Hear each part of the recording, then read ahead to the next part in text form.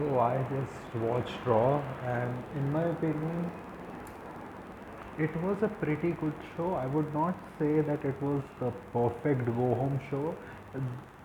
I think today's angle was the most that I have been invested in the Seth Punk and Roman storyline, because it did kind of make sense, because how Seth said that, and that has been kind of the goal that he has been projecting among the fans, that the reason why he's going after Punk, the reason why he went after Roman is because of the things that Roman has done, and because that he doesn't show up.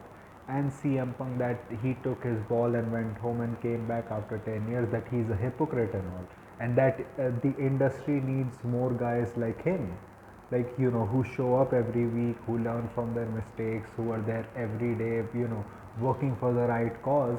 But what really is happening in storyline is that he's kind of becoming an egomaniac. He's going off the deep end since he has become obsessed with Punk and Roman. That the true reason why he's doing all this is because, first, that Punk didn't become his friend, that how he, being a company man, never got as much as adulation that Punk did. And with Roman, it's essentially that after all he did, Roman is still getting cheered, while Rollins comes in every day, every night, and he doesn't have that level of stardom that these two guys have. And I think it's really good, because this is probably leading to a Rollins heel turn, and we have been like kind of like teasing Rollins turning to the dark side since a lot of months, since 4 5 months, I would say. That after the Bronson Reed feud, I think they have been teasing Seth turning heel for a while now. You know, that is the thing. That I wouldn't be surprised if Paul doesn't even join Rollins. He just goes away. Because if you see in in today's episode, Punk came out only after Roman and Seth started beating each other up. He came after that. He didn't come before, when Roman pushed Paul Heyman. I think oh no, he did come after that. But the thing is that he kind of let Roman bully him a lot. Like, even when they were sitting together, Roman coming there staring at him and all, and he let him do it. And the things that Seth has said about both Punk and Roman is kind of true. And I don't think he will join Seth, because, like in this episode, Seth said that Paul is this and Paul is that. I think he will just leave. And I do think Punk, like, it would make sense for any of the ones to win the match. I think the only thing I would have added is that whoever wins the match will get a future title shot at the WWE Championship.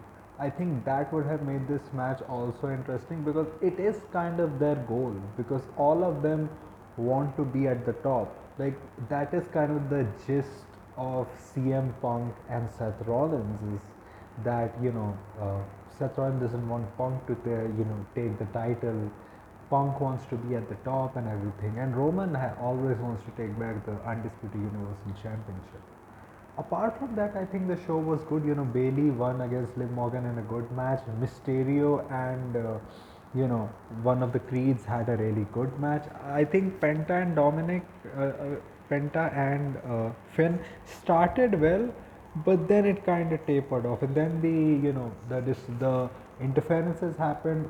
Penta botched a little bit, but in the end he hit a good dive. And you know what, I don't know why, but I'm excited for this fatal four way. I mean, its build has been pretty normal. Its build has been kind of like that: you need to get a mid-card title on a PLE, let's just do the normal build. And it's kind of like that, but I don't know, there's just kind of like an inner feeling that I get that this is going to be a really good match. I think the only two guys I think that can win the match are probably Dominic or Braun Breaker. And also, people should remember that JD was supposed to get cleared, I think, by March end. So we may see an interference by him. I think probably JD is going to interfere.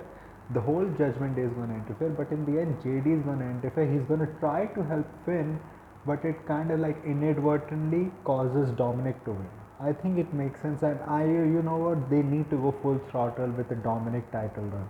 Like he is so great in the ring, he's so great as a character. Like they can get a lot more heat, a lot more great storylines out of him, a lot more great matches, a great Intercontinental title reign out of him, if they like put the rocket behind his back. Because Braun Breaker, the way he's going, he can beat Jey Uso at the Backlash after WrestleMania anyways. Like him, Drew McIntyre, like these guys are the ones that I would probably have be the next ones to beat Jey Uso. Like Jey Uso doesn't need to hold the title for long. Even today, I didn't like Jey Uso's promo. It felt like he did come out to give like a serious promo, but then he just yeeted. And even McAfee and Cole, like you should realize there are certain situations where you have to be a certain time, but you're not. Which was, I was like, okay. The thing with the women's tag team championships is that the feud is kind of nothing, but the wrestlers in the match are good, and I think it will be a good match. And I think probably this will result in a Bailey heel turn. Like I think that's what we are building up to. I think Bailey will probably turn heel at WrestleMania or the night after WrestleMania. Maybe Liv takes the title of Lyra because of Bailey. Something is gonna happen, and I think we're gonna get like an extended Bailey and Lyra feud. Maybe over the title, maybe apart from the title. That's what's gonna happen. The thing is, the El Grande Americano stuff was fine. The New Day and the War Raiders had backstage uh, you know promos hyping up their tag match at Mania. Like I am sad that the SmackDown tag team division got shafted like that. They are the ones that have actually been having stories consistently, while War Raiders and New Day are just there. And even then, their match is not like a no disqualification, which it should have been, because, or at least a Viking Raiders match, a Viking rules match, because New Day caused a disqualification. So I am not happy about that. Yeah, Bianca, Rhea, and Io had great video vignettes, especially Io's one was great, and I hope Io wins the match. Like it kind of makes sense with the story. Otherwise, you just had her being not the focal point while being women's champion and lose at the end. This story only makes sense if Io wins. And apart from that, I would say you really didn't have much else on the show. But the thing is, nothing on the show was bad, and the show flew by. I get. I didn't watch the Gunther promo, but the Gunther promo people have said was really good. AJ Styles as Karen Cross, I would have liked Karen Cross to win, because Logan could have interfered and Karen Cross could have gotten that win. I am glad that they're back to his old theme, and he looks good. Like with his entrance, I liked him mocking AJ Styles between the matches, but also like they're starting to do a good angle. Like he let AJ beat him, like him mocking AJ Styles, forgiving him in between the match, him acting like he's injured. He's trying to get AJ to show more of his vicious side. He let him hit him with the phenomenal forearm, so that he goes hard against Logan Paul at Mania, because it is like one of the greatest battles in this wrestling industry that Logan has to lose. So I kind of like it, but they have to do more with it. Like they have to continue it. I don't know whether it's with AJ, whether it's with other superstars, but you need to have this Karen Cross character going. Have him, be in these backstage segments consistently. Have yourself explain his actions about what happened against AJ Styles, maybe in video vignettes, maybe in other ways, because this is a very interesting character. In the ring, I think Karen Cross looked fine. I would not say he looked really extraordinary or something, but he didn't look shit, which he actually does in the ring. But he looked fine. I just hope they don't drop the ball on him. Like he looks great. He has the physique right now. He's not fat. He has a great entrance. He has Scarlett. He has a great gimmick. They just need to, have a foolproof plan, because if they have a foolproof plan, like Karen can be like a good upper mid carder, maybe a main eventer also. Let's see what happens. And like Logan hit AJ with a pulverizer in the end, so AJ is winning and he should win. Like this would probably be a great match. In the end, AJ should win, and let's see what happens after that. I probably see AJ maybe going after the IC championship. I think a Dominic AJ mini feud can work. Will probably, AJ may, like, Dominic doesn't have to win in like clean, because it's not his character to win clean. So he can beat, AJ Styles by, grabbing the ropes or grabbing his tights, and AJ can give him like a great match and can be a great first feud for Dominic. So I won't be mad at that. So I think overall the show was fine.